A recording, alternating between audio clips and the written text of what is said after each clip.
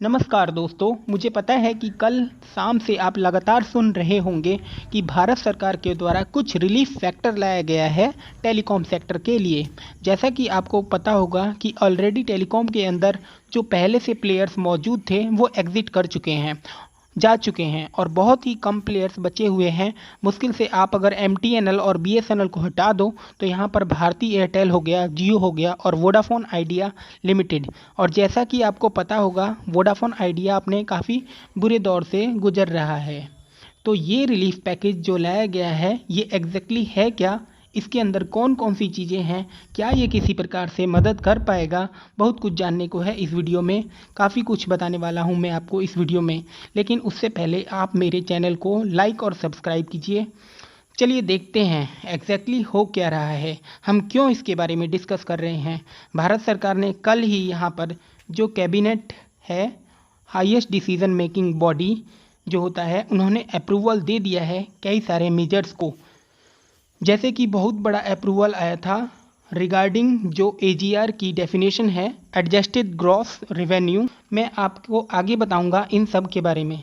तो यहाँ पर कुछ चेंजेस किए गए हैं, साथ ही साथ टेलीकॉम मिनिस्टर जो अश्विनी वैष्णव हैं उनके द्वारा ये पूरा अनाउंसमेंट किया गया है और उन्होंने यही कहा है कि हम चाहते हैं कि मार्केट के अंदर ज़्यादा से ज़्यादा कंपटीशन रहे, और ख़ासकर उनका इशारा वोडाफोन आइडिया लिमिटेड की तरफ था कि अगर वो एग्जिट कर जाएगा तो डुओपोली हो जाएगा, सिर्फ यहाँ पर भारती एयरटेल और जियो ही बचेगा। तो यहाँ पे ज़रूरत है कि जो टेलीकॉम सेक्टर हैं, जो कंपनीज़ हैं, उनको बचा के रखा जाए। इसके साथ साथ आप देख सकते हो कि टोटल मिलाकर भारत सरकार के द्वारा 9 स्ट्रक्चरल रिफॉर्म्स लाए गए हैं और 5 प्रोसीजरल रिफॉर्म्स लाए गए हैं। और साथ ही साथ इसके अंदर ये भी बोला गया है कि जो स्पेक्ट्रम ऑक्शनिंग होती है वो पहले क्या होता था कि 20 साल के लिए दिया जाता था, अब ये एक्सटेंड करके 30 साल के लिए दिया जाएगा। मतलब जितनी भी कंपनी ऑक्शनिंग में उसको जीतेगी वो 30 साल तक उसको अपने पास रख पाएगी। इसके अलावा जो एफडीआई है उसमें भी चेंज किया गया है, 100% हो गया है। लेकिन अल्टीमेटली मिनिस्टर ने यही बोला कि जितने भी मेजर्स लाए गए हैं वो एक प्रकार से टेलीकॉम सेक्टर के अंदर जो लार्ज स्केल इन्वेस्टमेंट है वो उसको बढ़ाएगा। साथ ही साथ जो 5G टेक्नोलॉजी की डेप्लॉयमेंट होने वाली है अगले साल से, उसमें भी मदद मिलेगी और उसकी वजह से ज़्यादा जॉब्स हैं वो क्रिएट हो सकेंगे। तो चलिए एक एक करके जो इम्पोर्टेंट मुद्दे हैं उसको समझ लेते हैं। सबसे पहला जो मैं आपको कह रहा था, जो एडीआर की डेफिनेशन है, एडजस्टेड ग्रॉस रेवेन्यू।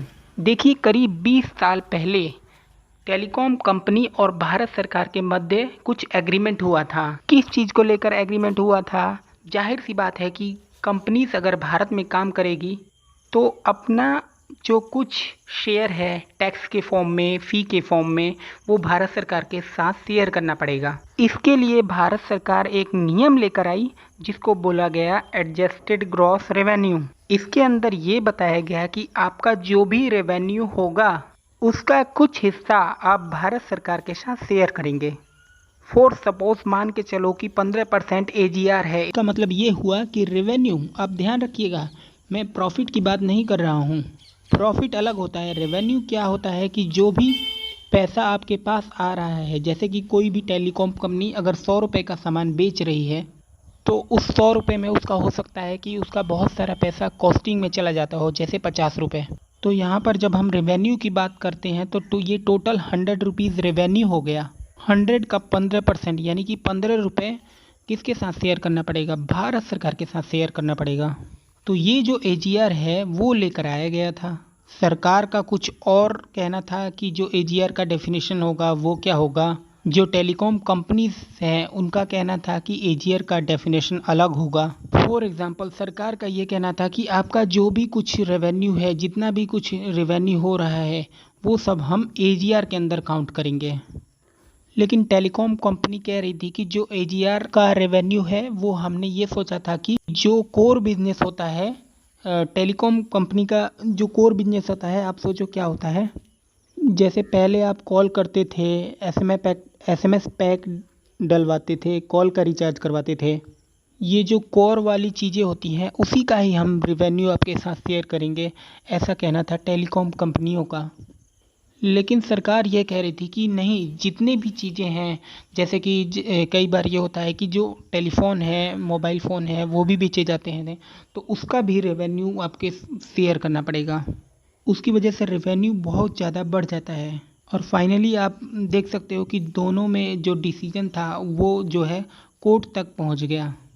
और फाइनल डिसीजन सुप्रीम कोर्ट का आया और सुप्रीम कोर्ट ने कहा कि नहीं, जो सरकार कह रही है वही ठीक है। इसकी वजह से क्या हुआ कि जो टेलीकॉम कंपनीज हैं उनके ऊपर काफ़ी ज़्यादा बर्डन आ गया था। करीब 1.6 लाख का करोड़ का ड्यूज बाकी रह गया, मतलब ये टेलीकॉम कंपनीज को सरकार को देना पड़ता। तो यहाँ पर फाइनल डिसीजन ये हुआ कि आप 10 साल में ये पैसा धीरे धीरे करके सरकार को दे दो।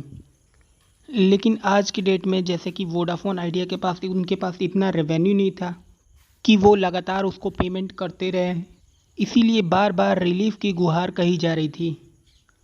ऐसा लग रहा था कि सरकार कोई पैकेज लेकर आएगी किसी भी तरह का, और इसीलिए यहाँ पर पैकेज लाया गया है।